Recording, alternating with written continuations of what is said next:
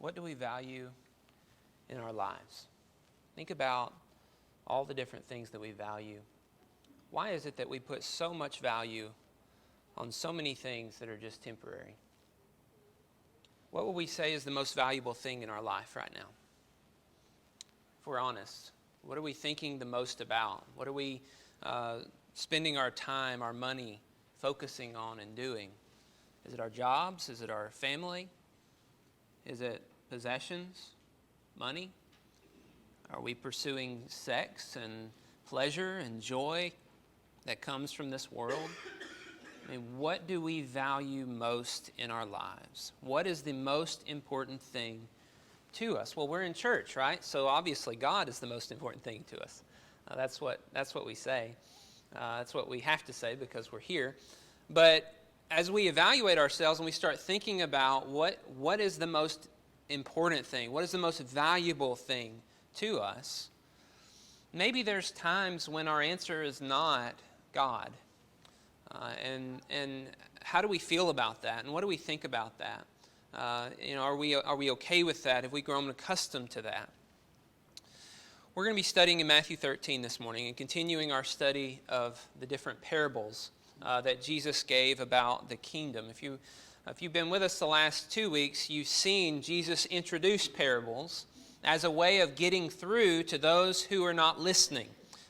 He's concealing his message in a parable that they will have to try in order to understand what it is that he's saying. They're going to have to ask him, what does this mean, in order to understand it? And the disciples do that, and Jesus explains it to them back in the first part of chapter 13, the first parable, that some people are like seeds sown on a path, and Satan's just coming and taking whatever I say away from them. Some people are like seeds sown on rocky soil, and they're shooting up, acting like they believe, and then trials come, and then they're burned up, and they don't really have a lasting belief. And some people have this lasting belief, but they're being choked out by the thorns of the world. And so Jesus introduces parables with this parable about how people aren't listening to him, and he explains that to his disciples.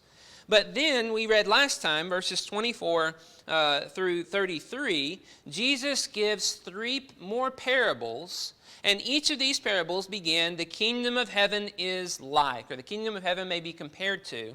Jesus is now describing to the crowds what the kingdom of heaven looks like in parables that they won't understand unless they try to figure out.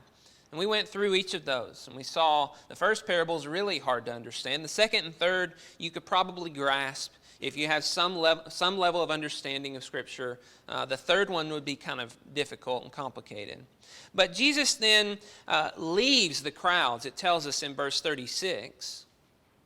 And the disciples come to him again asking for an explanation of that first parable that he spoke, the first parable he spoke about the kingdom of heaven, about the weeds and the wheat. And Jesus explains it to them.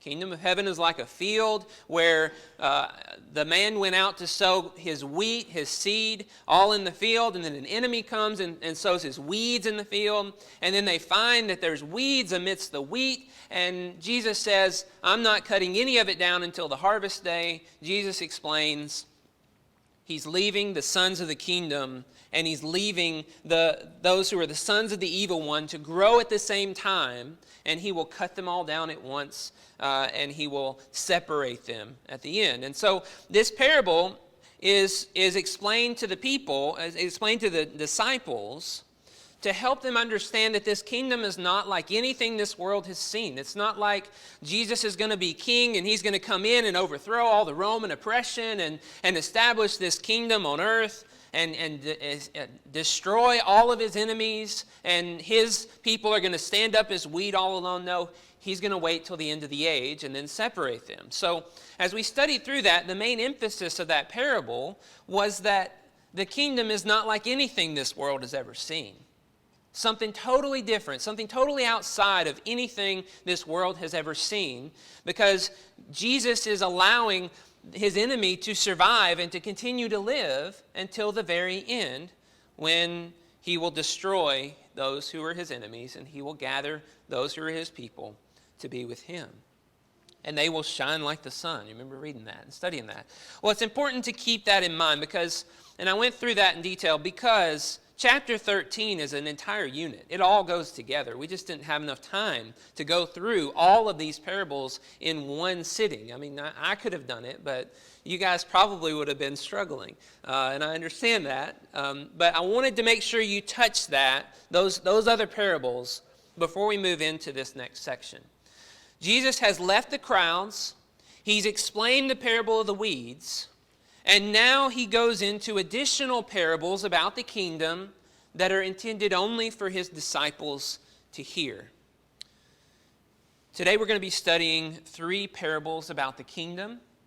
And then we're going to really get into what those mean and how those apply to us. And then there's a bonus parable that he gives especially to his disciples. And we're going to talk about that bonus parable as well. And that will be all that we'll have time for. So first of all, notice these parables. Chapter 13, verse 44, the kingdom of heaven is like. Verse 45, the kingdom of heaven is like. Verse 47, the kingdom of heaven is like. They're describing the kingdom of heaven once again. And this is the way he starts to describe them. Verse 44, the first one. The kingdom of heaven is like a treasure hidden in a field, which a man found and covered up. Then in his joy, he goes and sells all that he has and buys that field. So the first parable here is about a man who stumbles across a treasure hidden in a field. Now, to us, this is odd, right? I mean, how many of us have walked into a field and found a treasure and thought, oh, I want to buy that field and then get that treasure? Like, we don't do that because people around here who have fields don't have their treasures hidden in fields. We have our treasures in banks or in other places. We don't usually bury our money. But back then they would have done that all the time. There was not banks and things like that. So here's a man who is living in an area that has been lived in by multiple generations before him. In Israel and that whole region, there's been generations and generations and generations of people who have owned this land. This is not new land that's never been owned before. This isn't land that's been owned, land that has been transferred from one to another, land that has been taken as a result of war or as a result of people dying and famine. And so it's quite possible that there are forgotten treasures all throughout the land. And so Jesus brings up a parable story of something that is very real that could possibly take place. A man, maybe he's plowing his master's field and he runs into this treasure and he knows it's not his master's. And his master doesn't even know that it's there. And here he is, a servant, and he's thinking, I need this. I have to buy this field. So he hides it. He goes and sells everything that he has in order to buy the field. Or maybe he's just wandering and walking, taking a shortcut to somewhere, and he stumbles upon this treasure. He feels like, I have to buy this field. So he takes and sells everything that he has to buy the field. Now think about this for a second. Selling everything that he has. That's a huge investment.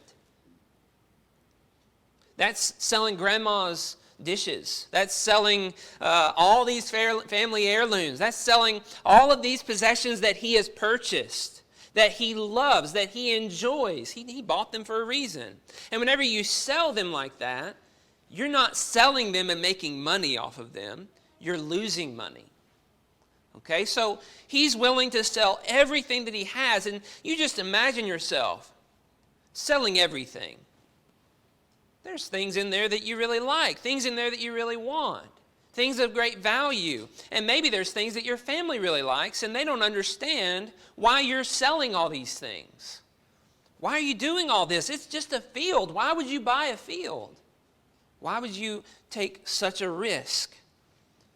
Maybe your family's so upset with you that they try to keep you from doing it, and that they're mad at you and they reject you for making this decision, thinking that you're just foolish because they can't see that treasure and they don't know the value that's in it. Imagine the treasure's $1 million and the field costs you a few $1,000s. You just don't have the cash and you got to sell in order to get the cash to pay for it. They're going to call us foolish, but wouldn't it be worth it to make that investment? to have that treasure. It's $1 million. What's a few thousand? My family's mad at me. They'll get over it. This is a big deal.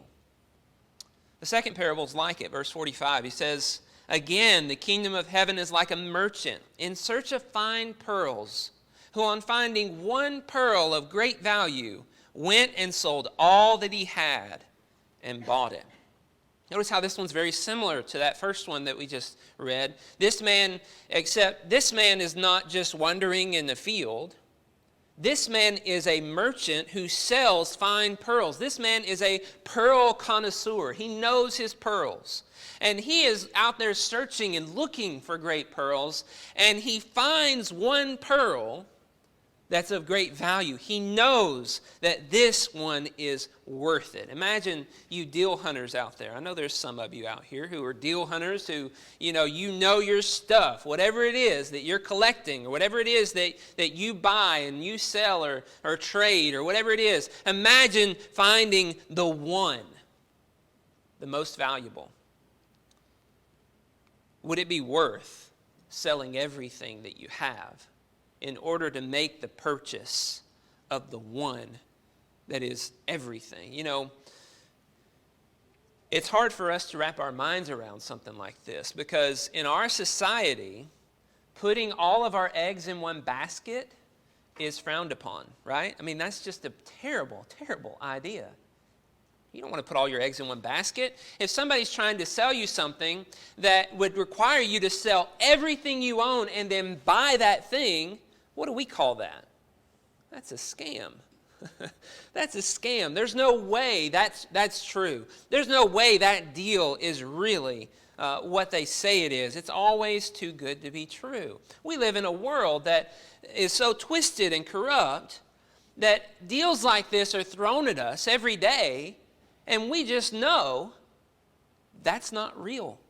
There's no way that's real. There's no sense in going through all the trouble. I'm just going to lose everything if I go after this one thing and think that that's going to be everything to me. Jesus tells his disciples that the kingdom of heaven is a deal like this. I told Naomi this story, just trying to see her reaction. And she's like, for a pearl? For one pearl? You sell everything for one pearl? We don't even value pearls that much today, right? I mean, what are pearls worth? Well, actually, the most valuable pearl in the world right now is worth $100 million. So they're actually still worth quite a lot, but we value diamonds more than pearls. They valued pearls back then. That was the thing. Cleopatra was said to have had pearls that are worth like $500 million in our currency. They were very valuable things in those days. And so as Jesus is bringing up this, everybody's looking at this like, whoa, that's a really good pearl then. And they understand and they see the value in this. We might, because of our society, because of our culture, we might think about cars. Like somebody finds an old car in a garage somewhere. It's Ferrari 250 GTO in perfect condition. Only 36 of them were made. And the guy says, yeah, I'll sell it to you for what I bought it for, $18,000 back in 1960. Yeah, that car has auctioned for more than any car ever in the history, $48 million in auction. And you get the deal, $18,000. I'm buying that car, and I'm going to make out like a bandit. Like, this is going to be awesome.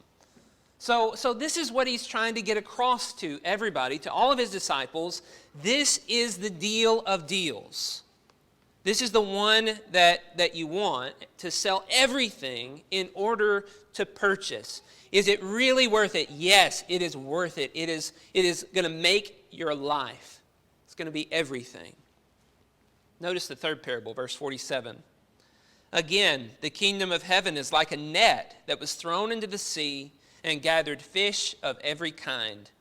When it was full, men drew it ashore and sat down and sorted the good into containers, but threw away the bad.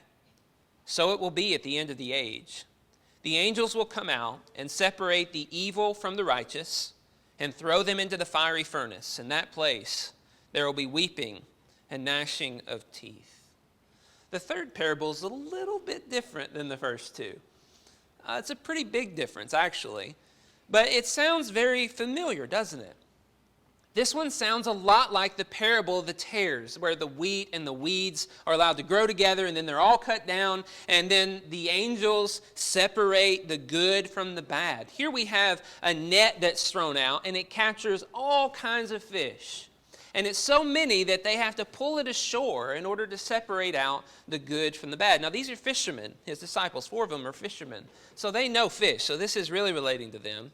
And he's telling them, this is what is going to happen at the end of the age.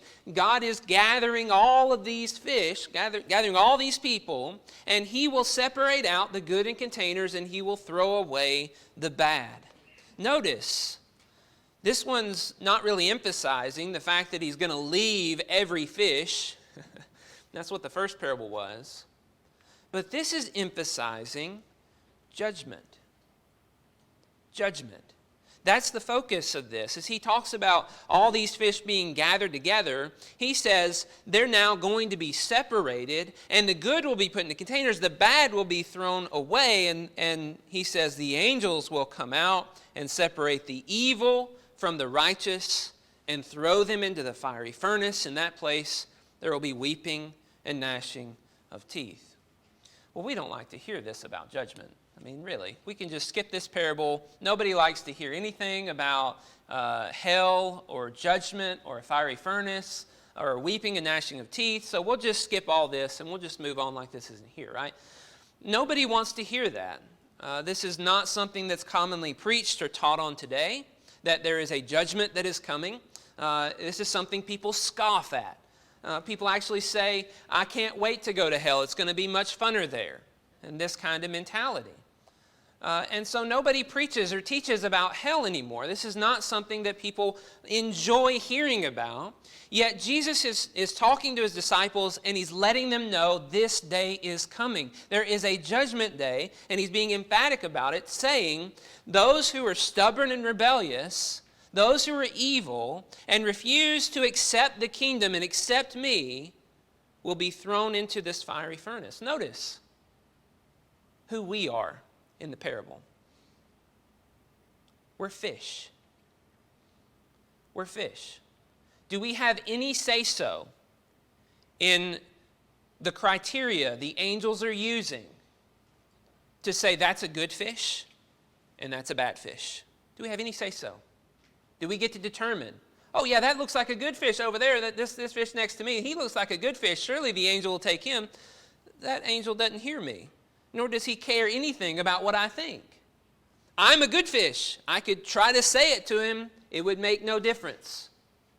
I have no influence on the decision that's being made. The criteria has been given to the angels by God, and it is not up to me. But there is coming a day when God will separate me into one of these two camps. There's no in-between place. It's either here or there. I'm either wheat or I'm weeds. And that's it. And this is the way he portrays the judgment. The criteria he actually gives us back in verse 41, that those who cause sin and break the law are the weeds who will be thrown into the fire. Those who cause sin, those who break the law. Now the picture is those who are evil versus those who are righteous. Well, how many of us are righteous? How many of us do not break the law? How many of us have not caused people to sin? You see how this statement of judgment is the most terrifying thing of all in the Bible. And this is why we read over it. This is why we don't want to read it, don't want to study it, don't want to learn about it, because I don't want to believe it. I don't want to believe that this person over here could possibly be going to hell. That doesn't sound good to me. That doesn't sound fun to me. I don't want to believe it because I love that person and I don't want to think anything bad could ever happen to them. But Jesus describes this place as a place of unrelieved torment and horrible misery. This is a place of fire and darkness. The response to being in hell is weeping and gnashing of teeth. I don't know how much pain we've been through in our lives. But we need to understand that the statement about hell that Jesus talks about over and over again in this gospel, we've seen it before. I haven't dwelt on it as much, but it seems emphasized so much here. The descriptions of hell are imagining the most excruciating pain we could ever go through, multiplying it and extending it for all eternity. It's the pictures of hell that are given to us. In Luke 16, we're not in Luke, so I can go ahead and spoil Luke 16. Luke 16, we read about a rich man who enjoys this life of luxury. He's feasting sumptuously every day. His life is so good, he's so comfortable, everything's good for him. And a poor man, Lazarus, outside the gate, and this poor man just wishes he could eat what the rich man's dogs eat. And they both die, and the rich man is thrown into this place of torment. And he's begging for just a drop of water on his tongue. Please send Lazarus. Give me a drop of water. He says, no, you had your good things, and Lazarus had the bad things. Then he begs, send him to my relatives, that they might understand the extreme punishment that is due to them because they have refused to listen and obey your word. He says, they have Moses and the prophets. Let them hear them. A picture of suffering and torment and wishing, if it was at all possible, that my relative not believe what I believed and not suffer the fate that I suffered, but that they would instead submit to God's will and become what God wants them to be and be rescued from this horrible, horrible judgment. This parable is in direct contrast to the last two parables. On one hand, we have someone seeing the value of the kingdom, and they're selling everything to make sure that they have that kingdom, that they have the blessings of the kingdom. And on the other hand, we have those who don't care, hold on to their stuff, don't buy the pearl, and they're thrown into the furnace for all eternity. Think about that. Consider that. What's the message for us? I think the message is obvious. Everyone has to choose. We all have to deal with the consequences of our choices for all eternity. Everybody has to make a choice. Are we going to sell it all and buy the field? Are we going to sell it all and buy the pearl? Or are we going to live for ourselves and suffer forever? The message is that this kingdom is worth more than everything that we own. Everything that we own. Everything that we have. It's worth more than any of that. And even though we're all lawbreakers and sinners, and none of us deserve to be gathered into the barn and blessed, Jesus is trying to show us and tell us, I am the treasure, you can have me. Jesus' salvation is a salvation from an eternal judgment that we deserve. And it's worth more than anything that we have in this life. What a strong message to his disciples that Jesus gives. What a strong message that is for us to consider and to think about. Let's apply this. Let's think about how we can apply this. How do I buy the field? What does that mean?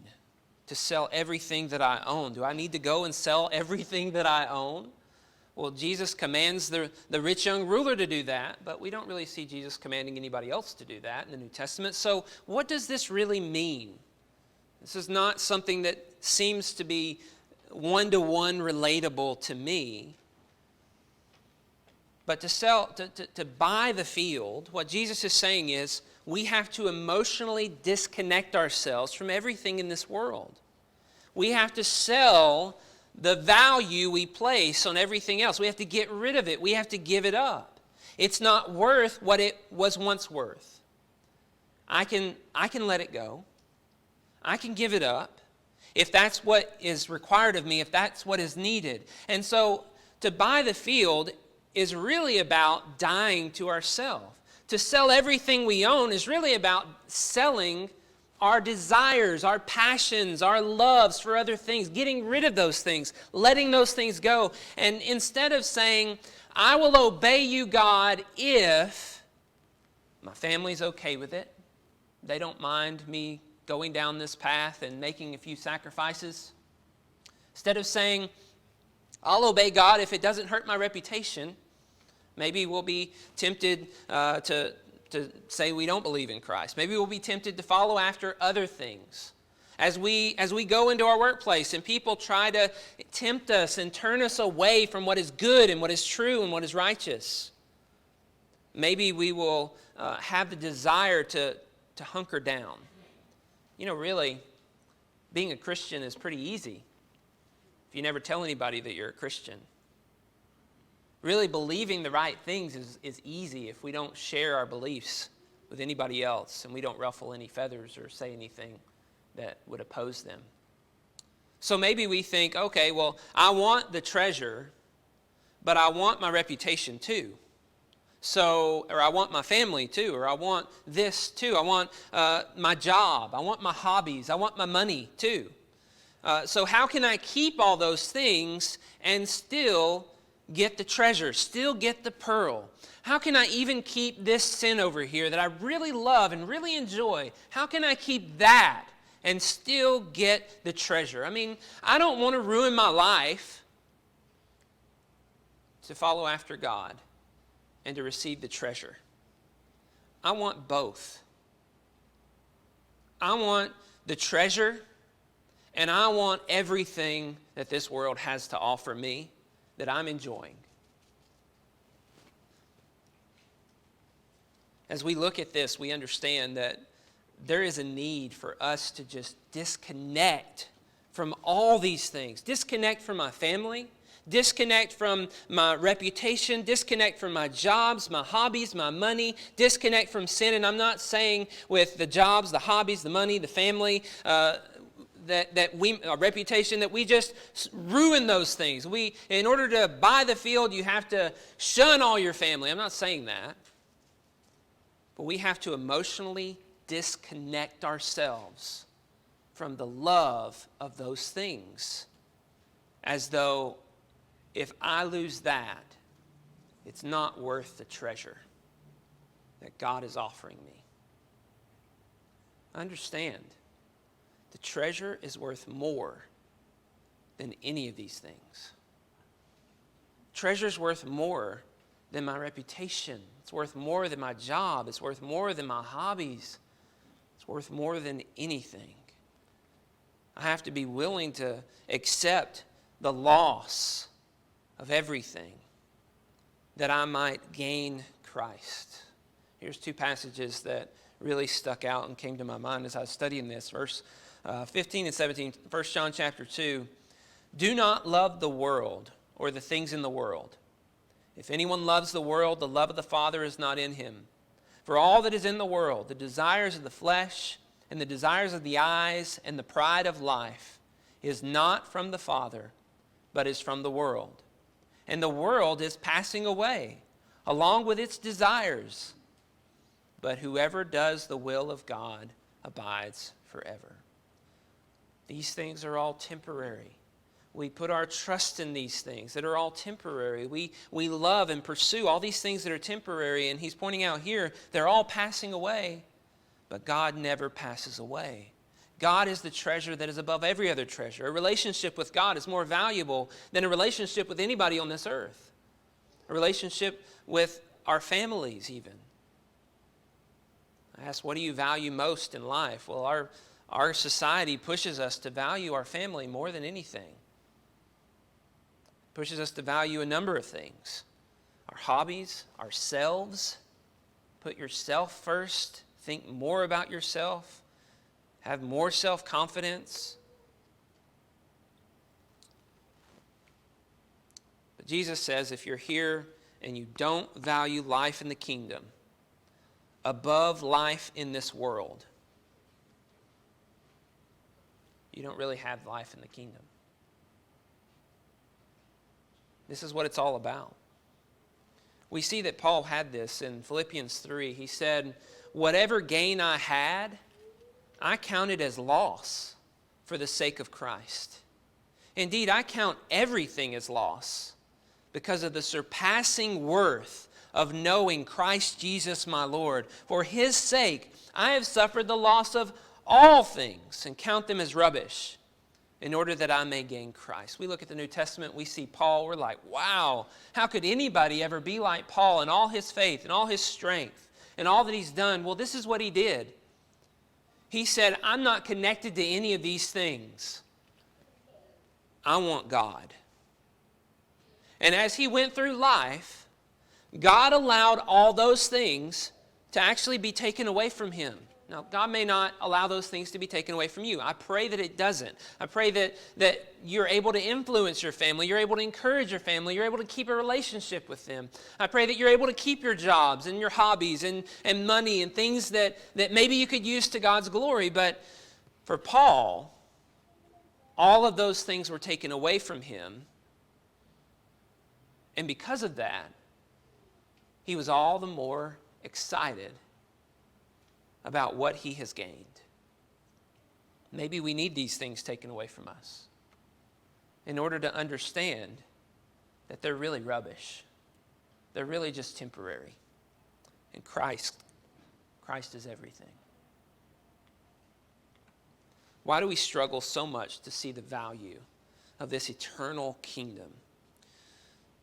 As you think about the world around you, I want us all to realize they're pressing on us, telling us, this must be a scam. This is just a scam. These people at these churches are just trying to get your money. This is all just a scam. It's all a trick. You're going to make all these sacrifices, and then at the end, you're going to come up empty-handed. Why would you give up all of these things that are yours now for a hope of something in the future that you don't even see? It's got to be a scam. But we know the God of the Bible is faithful. All of his promises, all of them, have always come true. He has fulfilled them, and he will fulfill them. All of them. This is not like putting all of your money in one stock of men. This is putting everything in the only place that lasts forever. We might be hearing people tell us, don't abandon your family. Why would you abandon your family to pursue this stuff? You're defaming us. You're disgracing us. You're condemning us. This is actually the most loving thing that we could possibly do for our families. If we buy this field, we buy this pearl, we're giving them an understanding that the things that are temporary aren't real, and we know it. And maybe they've got some doubt in these things of this world, or maybe they're going to see as they lose the things of this world, there is something more valuable, and that's what I really need to go after. This is the most loving thing we can do to our family and to our relationships, that we would pursue God with all our heart and shine as a light, showing them the way to true riches, to true glory that God is offering to all of us. I mean, he's wanting to have a relationship with us. This is what we're after, and this is what God offers to us. It's worth everything to have a relationship with the one who is eternal. And so as we struggle to let go of the things of this world, we have to turn our minds and our hearts to God and to Christ and understand he's worth more than anything that this world can offer us. It's not like you decide, okay, I'm going to give up everything and I'm going to serve God, and then there's no hiccups and there's no pull back to the world. There's no pull back to valuing the things of the world. Yes, those things will pull at us, but we have to continually press on, seeing that knowing Christ is more valuable than any of these things, and that the resurrection that Christ offers is more important, because there is a judgment day coming. there is a judgment day coming.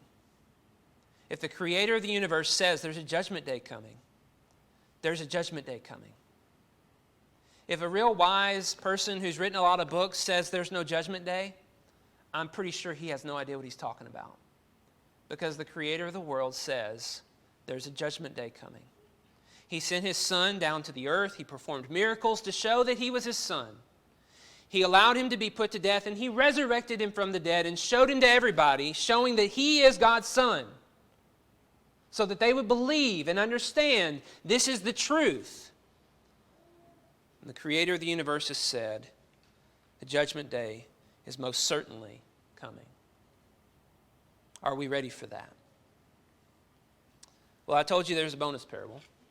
So I hate to shift gears and go into the bonus parable, but listen to this bonus parable, verse 51. He says, "Have you understood all these things?" And they said to him, "Yes." And he said to them, "Therefore, every scribe who has been trained for the kingdom of heaven is like the master of a house who brings out of his treasure what is new and what is old." So he says, "Do you understand these 7 parables that I have given to you about the kingdom?" And they say, "Yes, I understand all of these things that you have said to me." And he says, "That's great." So here's what he says, another parable to them. "Therefore, every scribe," now are any of these guys scribes? No, they're not scribes. They're just mostly normal people, fishermen, tax collectors, things like that. "Every scribe who has been trained for the kingdom of heaven is like a master of a house." Now, scribes are those who write down the Old Testament law, the word in the Old Testament. So they understand the Old Testament, and he says every scribe who adds to their understanding the Old Testament, the understanding of the kingdom that he has just expressed to his disciples, is like the master of a house. In those days, if you're the master of the house, you've got slaves and servants all around you. You've got great wealth. You've got fields. You've got prosperity. You've got riches. You've got treasure. He says the one who is a scribe, who understands the Old Testament, and the one who now understands the kingdom, you have the riches handed to you. The truth of all that God has been working since the beginning of creation has been revealed. All those Old Testament shadows have had a light shone on them so that you understand the working of God to create a new kingdom unlike anything else. And you, disciples, are masters of a house, able to bring out of your treasure what is new and what is old.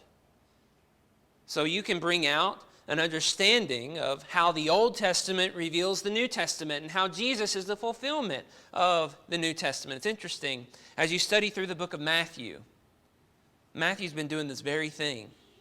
He's been saying, Jesus fulfilled this. He did this to fulfill that.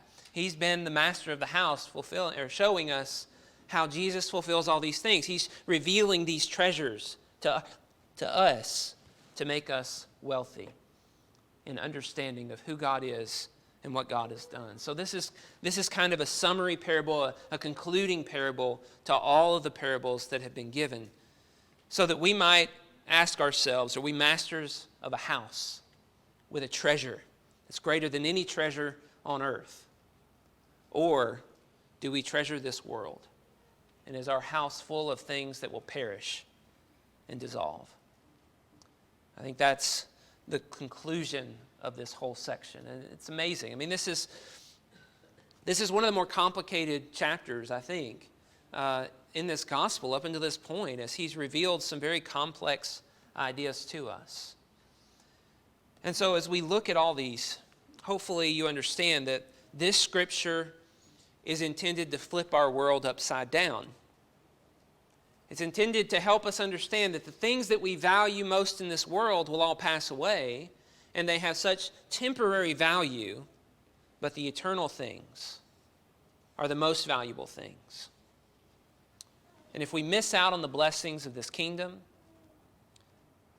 this is the most significant loss in our lives. Heard about a guy in Arkansas who went to his preacher and he said, I just received an inheritance. There's a lot of money's been given to me, and there's this piece of property I was thinking about buying, but somebody else told me about this company, and I thought about investing in this company and buying some stocks in this company. And the preacher said, well, you know, companies come and go, but property, that's always going to gain value for you.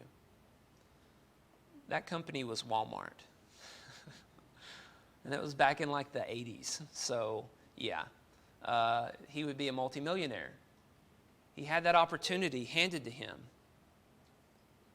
and he just missed it. Don't miss this opportunity. Buy into this kingdom before it's too late. If it seems too good to be true, I understand what you're saying.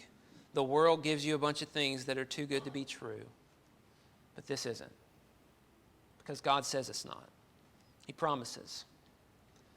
And it's not going to be easy to give up yourself and to die to yourself and to buy this field, but it will be worth it.